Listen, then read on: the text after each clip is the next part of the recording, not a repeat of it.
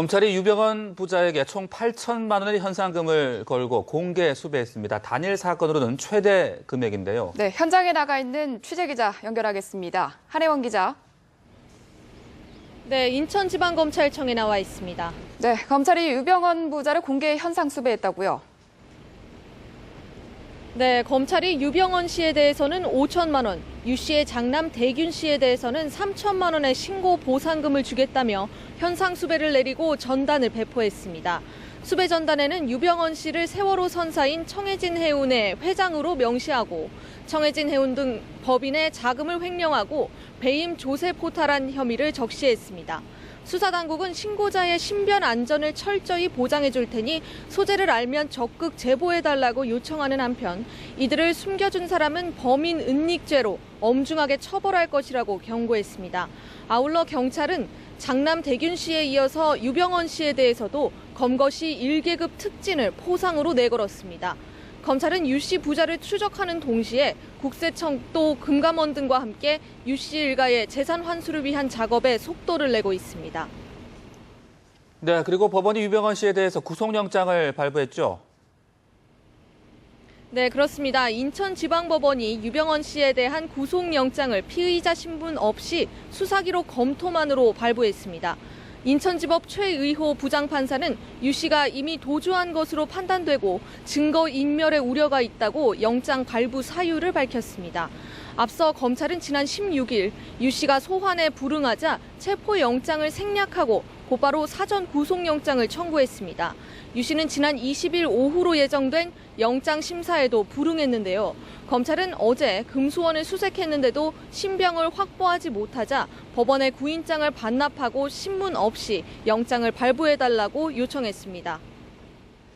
네, 그런데 유병헌 씨의 구속영장 유효 기간이 2달이나 된다고요?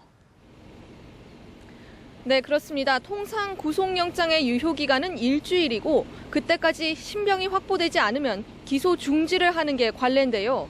유병헌 씨에 대해서는 유효기간을 7월 22일까지 대폭 늘려잡았습니다. 매우 이례적인 일인데요. 유병헌 씨를 반드시 검거하겠다는 의지를 보여준 것으로 풀이됩니다. 유병헌 씨를 추적한 지 오늘로 벌써 일주일째가 된 만큼 검찰은 수사가 장기화되지 않도록 최대한 속도를 내겠다는 방침입니다. 지금까지 인천지검에서 뉴스와이 한혜원입니다. 유병헌 일가가 잠적 직전 재산 몰수에 대비해 미리 손을 쓴 정황이 포착됐습니다. 네, 국세청보다 한 발 앞서서 핵심 계열사의 270억 원대 부동산을 구원파 쪽으로 돌려놓은 겁니다. 정영훈 기자입니다. 검찰이 유병헌 일가 핵심 계열사를 연일 압수수색하던 지난달 말 유 씨의 장남 대균 씨가 대주주로 있는 트라이군 코리아 소유의 부동산에 지난달 28일부터 이틀 동안 기독교 복음 침례회 명의로 무더기 근저당권이 설정됩니다. 휴전선과 마주한 접경 지역인 강원 고성군과 제주 서귀포시 등 전국에 있는 부동산 24곳, 시가로 모두 270억 원 상당입니다. 당초 유 씨 측이 사회에 내놓겠다던 재산은 100억 원대. 전 재산이 수백억 원대 정도 되는데 이 부분을 모두 이 보상에 내놓겠다 이건 맞는 겁니까? 그렇습니다. 하지만 나흘이 지난 뒤 사실상 재산 빼돌리기에 나선 셈입니다. 유 씨 일가가 국세청에 재산 압류 직전 미리 손을 썼다는 의혹이 일고 있는 이유입니다. 과거에 담보 없이 돈을 빌려줬던 구원파가 3년 동안 가만히 있다가 갑자기 근저당을 설정한 정황도 이를 뒷받침합니다. 근저당이 설정되면 나중에 압류돼도 채권 순위에 따라 구원파가 재산권을 행사할 수 있습니다. 현재까지 국세청은 장남 대균 씨와 유 씨 일가 계열사 소유의 부동산 36곳을 압류 조치했습니다. 검찰은 구원파 자금이 유 씨 계열사에 흘러간 경위와 근저당 설정 과정 등을 면밀히 조사할 방침입니다.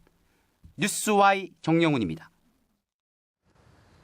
유병헌 전 회장 일가의 잠적으로 인해 검찰 수사가 장기화할 전망이 나오고 있는데요. 네, 검찰이 수사의 기본 원칙을 지키지 않아서 신병 확보에 실패했다는 비판이 나오고 있습니다. 김동현 기자입니다.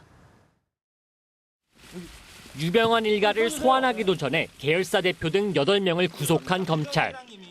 핵심 피의자의 혐의를 입증할 근거를 충분히 확보하고 나서 한꺼번에 신병을 확보하는 것이 원칙이지만 조사를 마친 측근들을 줄지어 구속했습니다.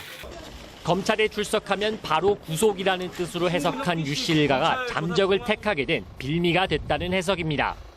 법조계 관계자는 불러서 조사한 뒤 다 돌려보내고 마지막에 구속할 사람을 골라서 했더라면 일가가 모두 잠적하는 결과는 안 나왔을 것이라고 말했습니다.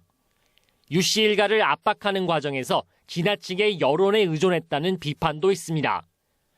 검찰은 본인 지위에 걸맞지 않게 무고한 신도 뒤에 숨어 있다며 불만을 감추지 않았지만 잠적 가능성에 충분히 대비하지 못했습니다. 수사 초반부터 유 씨의 혐의를 노출하면서 수사 기밀 유지에 적극적이지 않았다는 점도 문제. 이른바 보여주기식 수사를 통해 유 씨를 사회에 공적으로 만드는 데는 성공했지만 수사에 도움을 줄 수 있는 구원파 신도들의 반발을 샀습니다. 유 씨 일가에 대한 신병 확보가 늦어질수록 검찰의 책임을 따지는 목소리가 높아질 전망입니다. 뉴스와이 김동현입니다. 검찰과 경찰이 총력전을 벌이고는 있지만 유명한 부자의 잠적은 하루하루 길어지고 있습니다. 네, 지난해 탈주범 이대우를 잡는 데는 25일, 신창원을 잡는 데는 2년 반이 걸렸습니다. 성혜미 기자입니다.